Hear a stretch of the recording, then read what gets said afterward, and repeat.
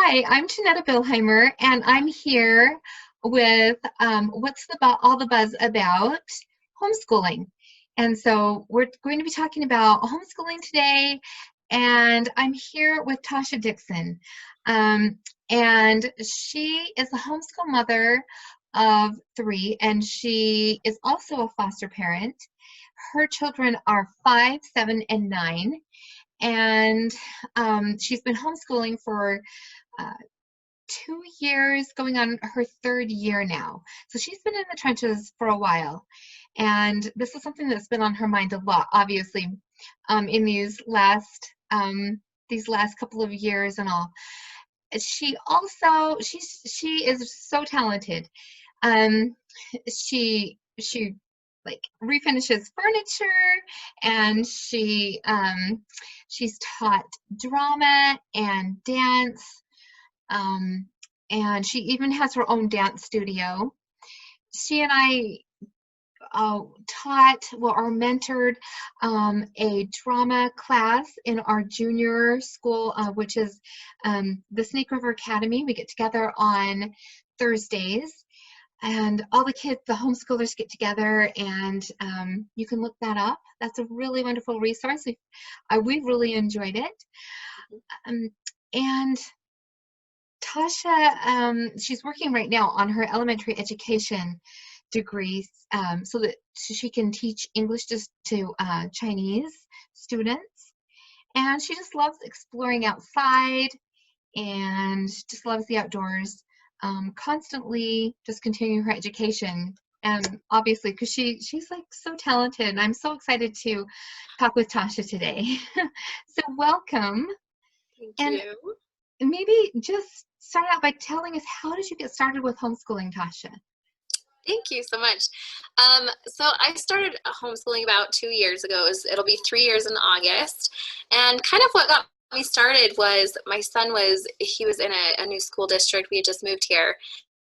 And he was really bored constantly. He was sitting and he'd come home and I'd say, "What are you doing at school? What are you learning?" "Nothing, Mom. I just colored another picture today." And he was in first grade at the time. And so to have your first grader come home just really bored and not learn anything and just hate school because he's just so bored all the time, that was really difficult. So we actually ended up moving him to a charter school. Well, the charter school is about 45 minutes away from where we live. And my second son was coming up and getting ready to go into kindergarten that year, and there was no way I was going to drive 45 minutes 3 times a day. There was no way. So I looked into homeschooling, and I've kind of always been passionate about homeschooling. I wanted to be homeschooled when I was younger, and so there was just kind of that desire anyways inside of me. And so when I really looked into it and I started talking to people, getting different opinions on things, I decided that this is what my family needed. We needed to be at home together, learning together, and growing together. And so that's what we did. We took the big leap of faith and pulled our kids from school, and we have not regretted 1 second of it. It has been the best decision. So that's kind of how we got into homeschooling. And so your son, you said that he has a learning disability, and how did you find out about your son's learning disability? So I kind of have always known since the time he was born that there was just something a little different about him. There were moments as he was growing up where you would talk to him, he would not even acknowledge that you were saying anything to him. He would look away from you while you were talking to him. There was a lot of like little things. I would tell him, like, give him a very simple task, and he couldn't stay on task. He couldn't follow directions. As he got older, there were more and more things that he did that just kind of were not like age necessarily appropriate, like forgetting to turn off the water as he's washing his hands. As you know, a 7-year-old boy, he would wash his hands and he's just going back and forth all over the place and not really knowing what he's doing. And he flooded our bathroom twice. And then just other little things that, he just kind of was just not really understanding. What really got me, though, we actually put him in a year of preschool before we started homeschooling him.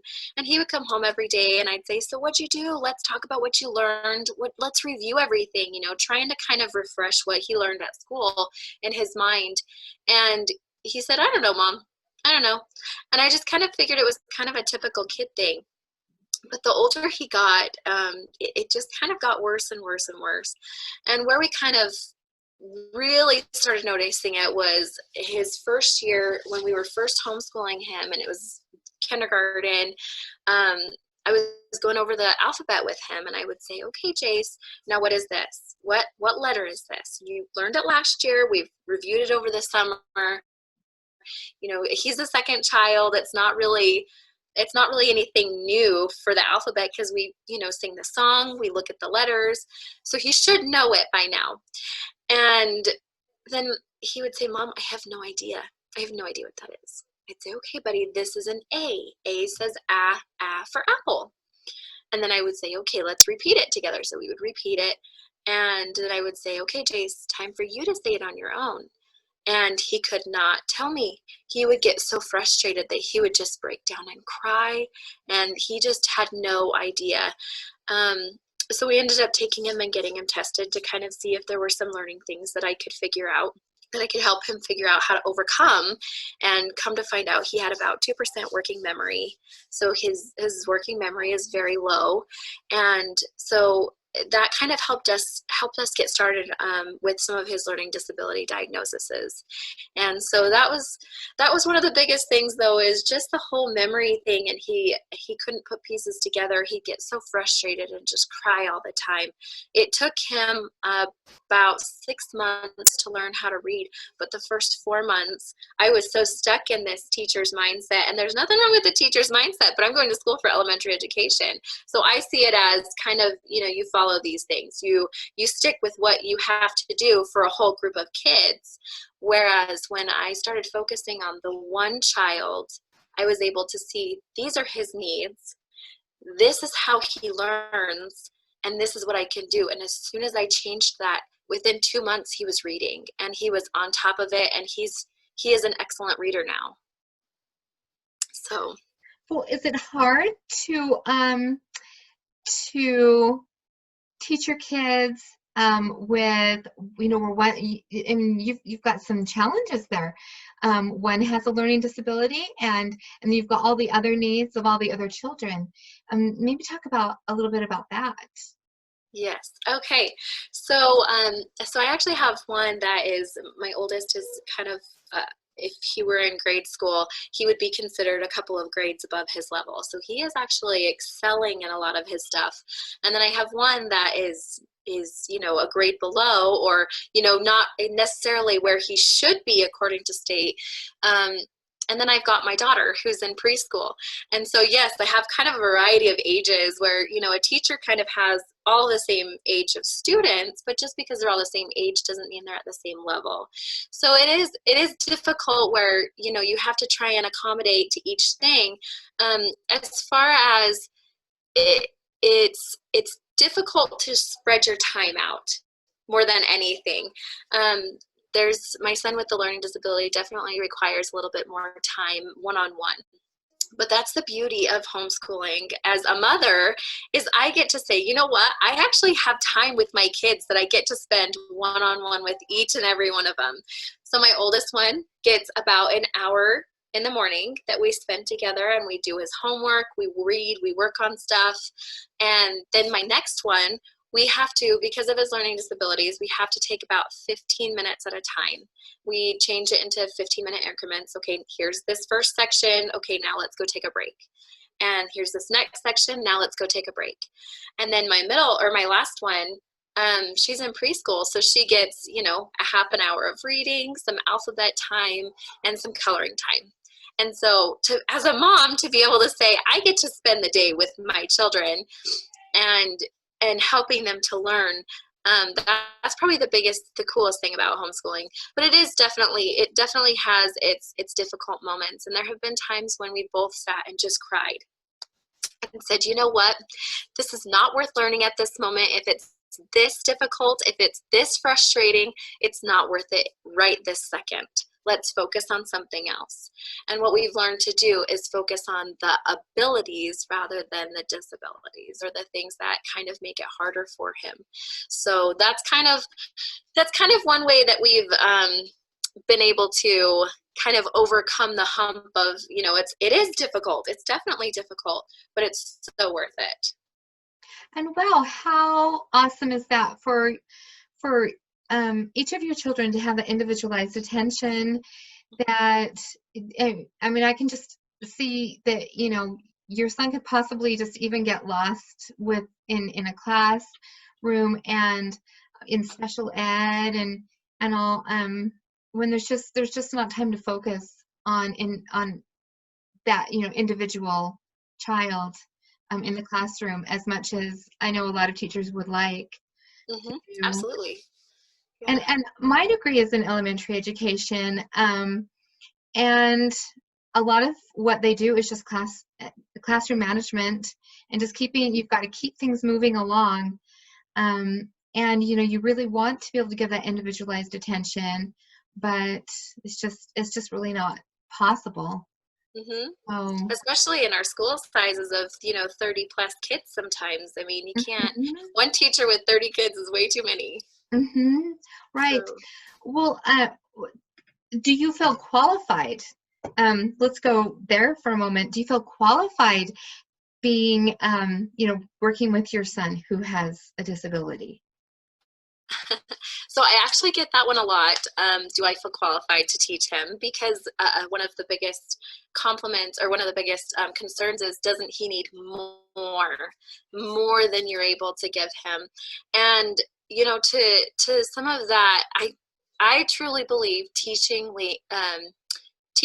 somebody means learning, preparing, sharing, and loving. And who's more loving and more wanting for my children to learn than me? I mean, I know that teachers really want their kids to learn, but I am able to give him that individualized one-on-one attention.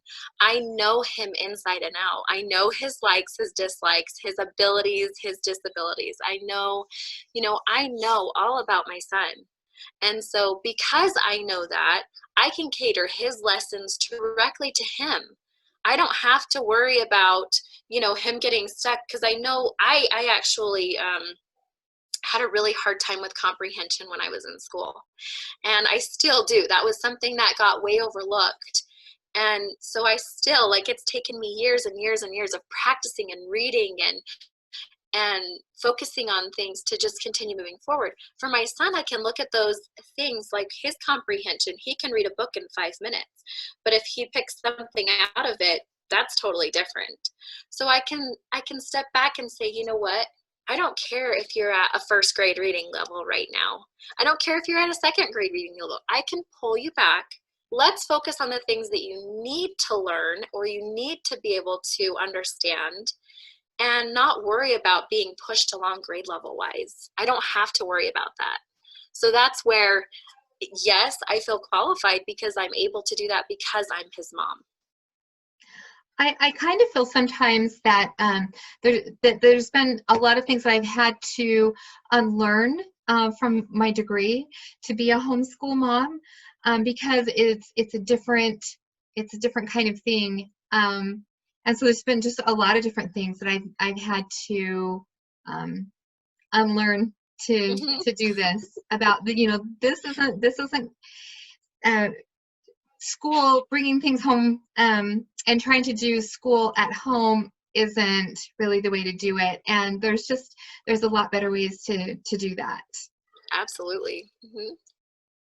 So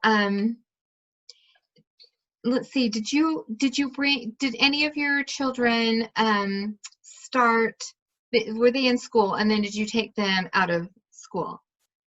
I did, actually. So Rodney, my oldest, he was in school for kindergarten and first grade, and then that's when we pulled him, was after his first grade year.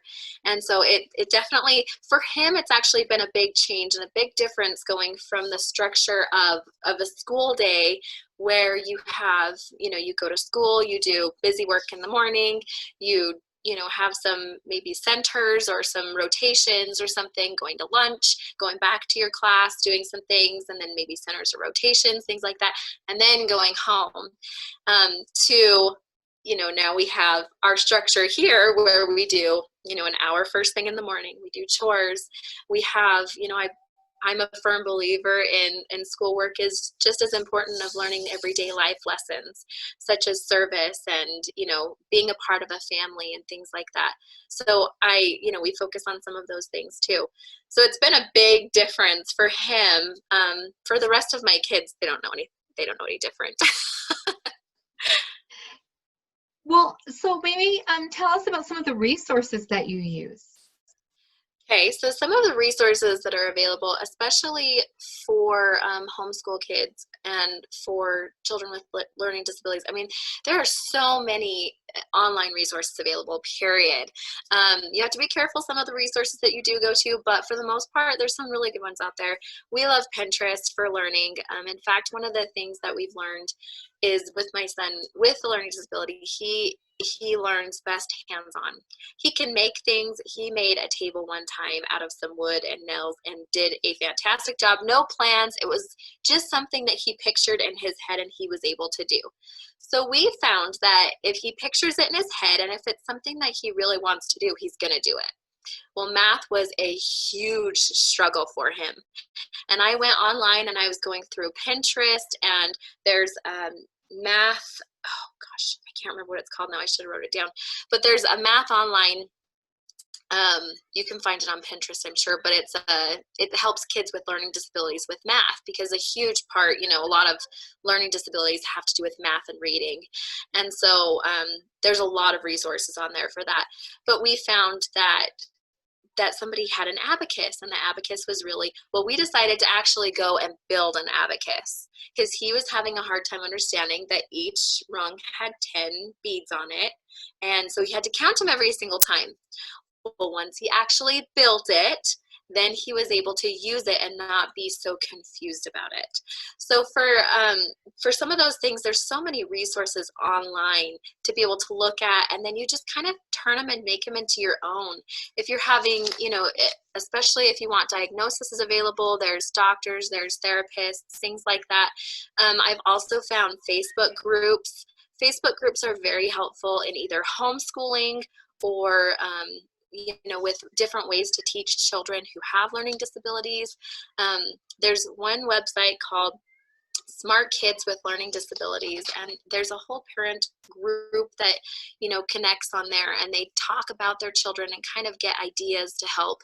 But as far as homeschooling goes too, there's anywhere you live, especially if you live in our area, we've got a couple of really, really good homeschool groups that are very supportive and very loving and kind and very accepting, and we have never had a problem with any of our kids in there. So there's so many resources. Do you so something that I think that some people are worried about is, especially maybe children with learning disabilities, will they be able to learn how to communicate with others, and will it affect them socially to be homeschooled? If I had a nickel for every time I've been asked that. It's the number one concern, right? Are they going to turn out to be like, okay? If I Yeah.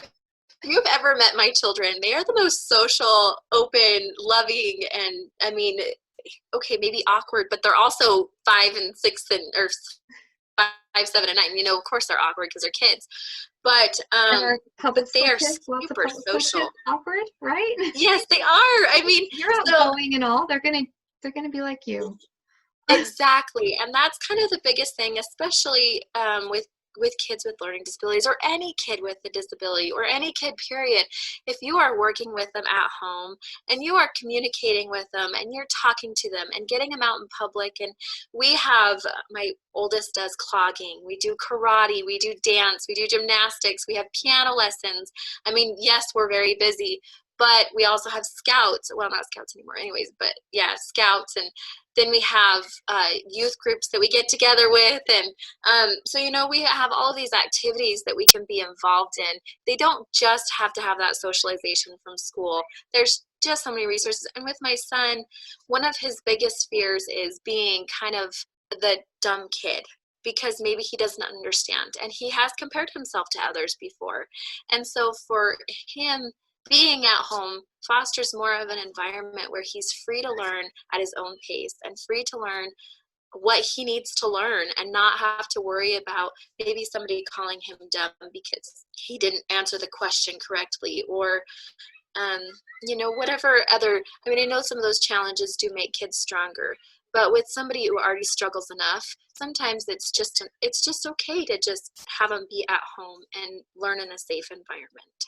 And what a gift to be able to have that boost in life, um, from someone who loves you and is there just for you, and is going to be able to help you to be prepared for life, as you came to live it, and with your own geniuses, the way that he's going to be able to build tables and all these other things that we don't even know what he is capable of with his own genius. So I think that's awesome. Yes, well, thank you. And let's see, there was something else. And I think that it is just a really common thing, like you're saying, for homeschool families to be involved in a lot of different activities, because there's more time to do that. You don't have to just come home and then you've got to do homework, and then you've got to hurry and have dinner and get to bed, to wake up, to get on the bus, and and that kind of thing. There's just like time to be together as a family, and to enjoy each other, to meet individual needs, and then to then maybe see what other activities that our children might Yeah, be excited about. absolutely. And I'm a big pusher in, your children are your children's best friends. They're each other's best friends, and being at home together, yeah, sometimes they miss their friends, but we do try to get together as often as we can.